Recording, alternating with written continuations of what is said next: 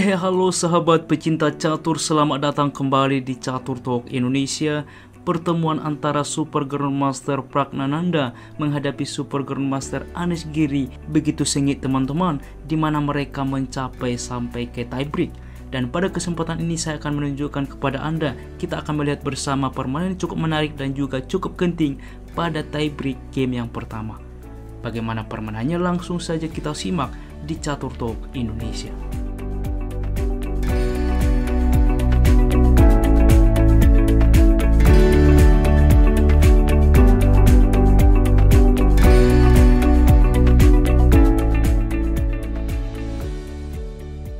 Baiklah teman-teman, di sini Pragnananda sebagai pemegang buah putih memulangkah dengan pion ke D4, dibalas kuda ke F6, gajah ke F4 mengarah kepada pertahanan London System. Pion ke G6, kuda ke C3, lalu D5, berlanjut E3 dan gajah ke G7, mempersiapkan juga rokade ke depan. Pion ke H4 mendorong ke depan ke H5, menghentikan hal tersebut langsung hitam pion H5. Kuda ke F3 pengembangan dari putih, rokade, lalu menteri ke D2, di mana juga mungkin ke depan Pragnananda mempersiapkan rokade sayap menteri, sehingga apabila rokade secara berseberangan, permainan akan masuk agresif. Berlanjut dengan C5 saat ini, maka kuda menempatkan diri ke sentral ke E5, dan ini adalah ciri khas pada pembukaan London System. Kuda ke C6 menawarkan kuda karena kuda di sentral juga cukup berbahaya di masa depan dan fokus rencana rokade sayap menteri. Berlanjut dengan pion C memukul pion D, pion memukul kembali dan gajah ke F5. Tentunya ini juga serangan terhadap London System, di mana juga menguasai file C, mengaktifkan gajah, mengaktifkan benteng, langsung mengancam pion lemah C2 ke depan. Dan bagaimana putih melanjutkan permainan, dipilih gajah ke B5, mencoba juga mengancam kuda. Sebelumnya teman-teman, di dalam pos ini, opsi yang bisa dilakukan adalah F3. Dengan ide ke depan, untuk juga mensupport, mengancam juga ke raja. Karena apa? Apabila rokade secara berseberangan, maka hitam juga akan menyerang dari sayap menteri, dan putih menyerang dari sayap raja. Semisal benteng ke C8, mengancam juga ke depan, memberikan serangan, maka di sini G4. Karena apa? Disupport juga oleh kuda teman-teman. Pertukaran terjadi dan kuda memukul pion, pertukaran terjadi, gajah menerima, menawarkan gajah, maka inilah kira-kira yang akan terjadi, di mana putih punya serangan, demikian pun dengan hitam, dan ini pun masih cukup sebanding. Yang jadi pertanyaan ke depan, siapa yang akan lebih cepat menyerang? Dan kita kembali ke partai aslinya. Di dalam pos ini dipilih Pragnananda dengan gajah ke B5, maka tentu berlanjut dengan kuda ke B4, di mana juga mengaktifkan diri, menambah tekanan terhadap pion, juga membuka ke depan ruang bagi benteng. Maka gajah ke A4, di mana juga mensupport kedua pion ke depan, dan B5 tidak diizinkan oleh Anies Giri. Di sini gajah tentunya menerima. Apabila tidak diterima dengan mundur, yang terjadi pion akan melaju ke A5, menjebak gajah ke depan. Oke, untuk itulah diterima pengorbanan pion B5, maka menteri ke A5, di mana di sini menekan pion 2 kali, di mana juga mengancam gajah ke depan apabila kuda berpindah.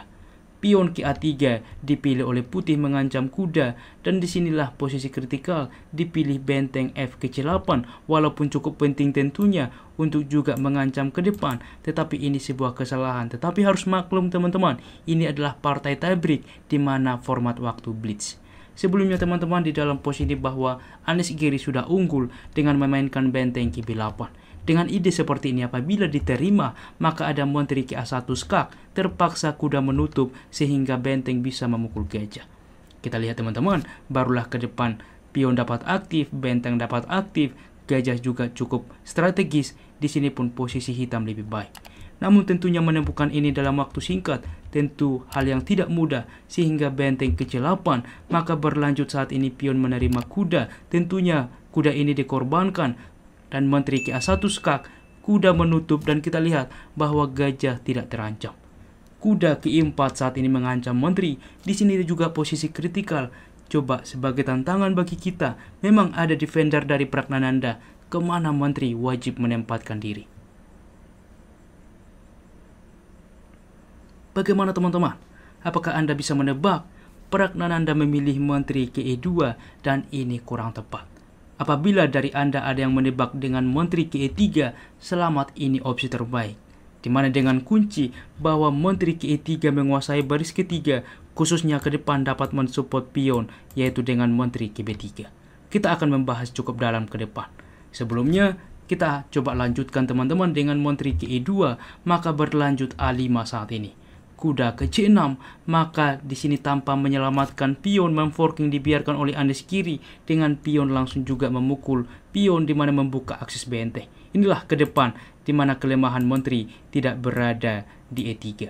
Maka kuda memukul pion skak, raja ke H7, di sini kuda memukul gajah. Karena apapun dibuat menerima teman-teman, di mana kuda memukul benteng, tetap saja benteng akan ke A2. Inilah mengapa langkah Menteri ke E3 sebelumnya cukup penting.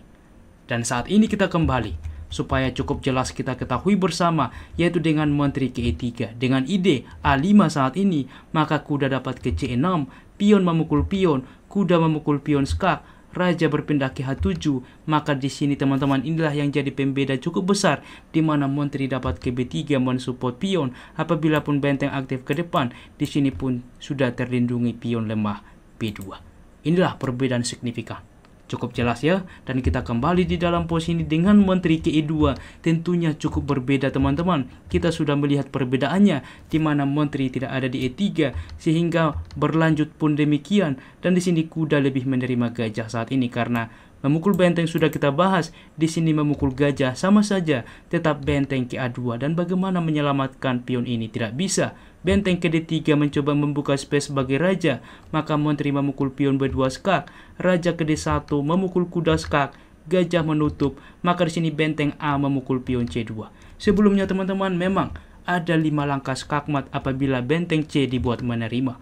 Dengan ide Menteri ke E3 menyelamatkan diri atau kemanapun Menteri berpindah, maka di sini Menteri memukul gajah skak, Menteri menerima, ada kuda memukul pion lemah F2 skak, raja ke I1, benteng memukul Menteri skak, benteng menutup, dimakan saja benteng, dan skakmat indah.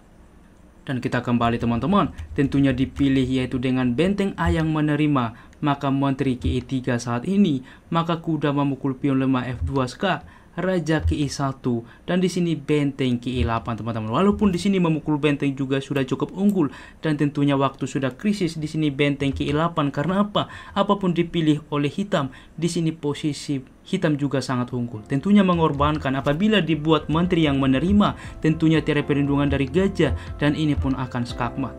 Oke, dibuat tentunya dengan gajah yang menerima, maka berlanjut kuda saat ini memukul benteng. Karena apa? Defleksi sebelumnya mengurangi defender terhadap benteng. Menteri menerima, maka benteng memukul gajah skak, raja ke D2, Menteri langsung memukul Menteri melakukan simplifikasi ke endgame, dan percaya tidak setelah benteng memukul benteng, di sini juga bahwa Pragnananda menyerah. Karena apa? Di sini kuda terancam. Apabila dilanjutkan kuda menyelamatkan diri, maka pion ini juga akan tumbang. Walaupun pion ini diberikan, tetap pion yang ada di D4 juga akan tumbang. Kualitas hitam sangat unggul, ada pion juga bebas promosi ke depan. Luar biasa teman-teman, bagaimana dalam waktu tiebreak Anies kiri dapat mengalahkan Ramesh Babu Pragnananda. Dan berikut adalah tingkat akurasinya. Ulasan permainan dari komputer menunjukkan akurasi Pragnananda mencapai 71,3% dan Anies Giri 79,8%. Baiklah teman-teman, demikianlah ulasan catur hari ini. Jika kawan-kawan suka dengan konten seperti ini, dukung kami dengan cara like, subscribe, dan juga share yang membuat kami semakin bersemangat lagi di dalam mengupdate konten catur menarik lainnya. Apabila juga ada saran dan juga request, jangan ragu tuliskan di kolom komentar dan kami akan berusaha membuat requestan dari Anda. Salam Catur Talk Indonesia, sampai jumpa di video berikutnya. Keep sharing and keep loving. Bye-bye.